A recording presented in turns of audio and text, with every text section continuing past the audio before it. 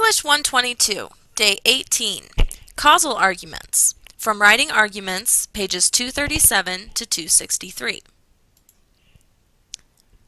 Causal arguments show how one event, such as the housing boom, leads to or brings about another event, such as the foreclosure crisis.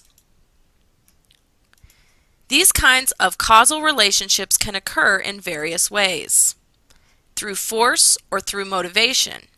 But remember that human behavior cannot be predicted or controlled in the same way that non-human behavior can. Causal arguments can take a variety of forms. There are speculations about possible causes, arguments for an unexpected or surprising cause, or predictions of consequences. When looking at speculations about possible causes, at stake is not only the desire to understand how a phenomenon has come about, but also the desire to institute policies to prevent or encourage the same phenomenon in the future. When looking at arguments for an unexpected or surprising cause, writers try to persuade their audiences to see the plausibility of an otherwise unpopular cause, such as the unpopular study published in the early 90s that linked Roe v. Wade to the decline of crime 18 years later. The writers of that study postulated that abortions becoming legal in the 70s prevented the birth of unwanted children who would have been more likely to grow up to commit crimes. This was a very unpopular causal argument. Finally, let's look at predictions of consequences. These kinds of arguments predict the consequences of current, planned, or proposed actions or events, and they have high stakes because we often judge actions on whether their benefits outweigh their costs. Remember, though, that phenomenon can have multiple causes and also multiple consequences. Let's look at causal arguments more in depth, using our Toulmin structure. Unlike definitional and resemblance arguments, causal arguments don't yield easily to the Toulmin schema. They are harder to summarize in because clauses than other arguments that aren't as likely to yield quick analysis through the Toulmin schema. Let's review our Toulmin structure. We have a claim attached to a reason based on an underlying assumption known as the warrant. One example would be, marijuana should remain scheduled as a Class 1 narcotic because otherwise there will be a rise in unwanted pregnancies. The causal relationship here would be that making marijuana legal, or at least the rules surrounding marijuana more lax, would lead to or cause more unwanted pregnancies. When looking at a causal argument through the Toulmin argument structure, you want to think about the because clauses as pinpointing one or two key elements in the causal chain, rather than trying to summarize every single link.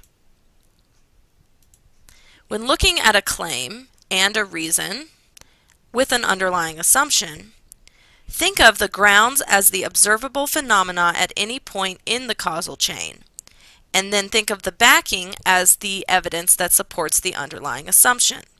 Think of the warrant or underlying assumption as the shareable assumption about causality that join the links together.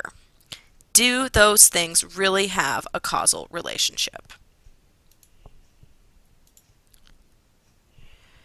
First, determine what type of causal relationship you are dealing with. Another method for posing a causal argument is to explain the causal mechanism directly. You can try to use inductive reasoning to explain the causal links, or point out inductive fallacies that can lead to wrong conclusions in other writers' causal arguments. Let's look at each of these strategies more in depth. When determining what type of causal relationship you're dealing with, decide if it's a one-time phenomenon, which must rely on immediate evidence which can quickly disappear, If it's a recurring phenomenon in which you would have the luxury of studying multiple cases over time, or if it's simply a puzzling trend in which you also have the luxury of studying multiple cases over time. When trying to explain the causal mechanisms directly involved in a causal argument, you want to identify every link in the causal chain showing how an initiating cause leads step by step to an observable effect. In some cases, all you have to do is fill in the missing links. Other times, though, for example, when your assumptions about how one step leads to the next may seem questionable to your audience, you have to argue for the causal connection with more vigor. When trying to infer causal links using inductive reasoning, we infer a general conclusion based on a limited number of specific cases. Because there are almost always numerous variables involved, inductive reasoning gives only probable truths, not certain ones. But thinking inductively requires your brain to sort through data looking for patterns of similarity and difference. One approach is to look for a common element that can explain recurrences of the same phenomenon. Another approach is to look for a single difference that may explain the appearance of a new phenomenon. Or a third approach would be to look for correlations that express a statistical relationship between two phenomena. But remember, correlation is not causation. There are common inductive fallacies to watch out for that can lead to wrong conclusions when working in a causal argument. The first of these is the post hoc ergo propter hoc fallacy, which states after this, therefore because of this, and mistakes sequence for cause. Just because two things happen in succession does not mean that there is a causal relationship between them. As always, also watch out for hasty generalizations, which occur when you make a generalization based on too few cases or too little consideration of alternative explanations. This requires a leap from individual cases to a more general principle using inductive reasoning. When writing a causal argument, you want to apply several strategies. First of all, examine alternative hypotheses or opposing views and explain your reasons for rejecting them.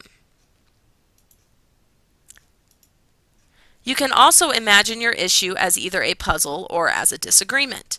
If it is a puzzle, create a convincing case for the audience that doesn't have an answer to your causal question already in mind. If there is a disagreement, overtly persuade your audience to change their views. Also consider what interests you and what you find troubling about the issue. And finally, you can brainstorm consequences and causes of a recent phenomenon related to that issue. Think about Hurricane Katrina. What caused this disaster? When writing a causal argument, explain the links in a causal chain, propose multiple causes or consequences of a phenomenon, or propose a surprising cause or consequence of a phenomenon. Keep these strategies in mind and you'll be sure to construct successful causal arguments.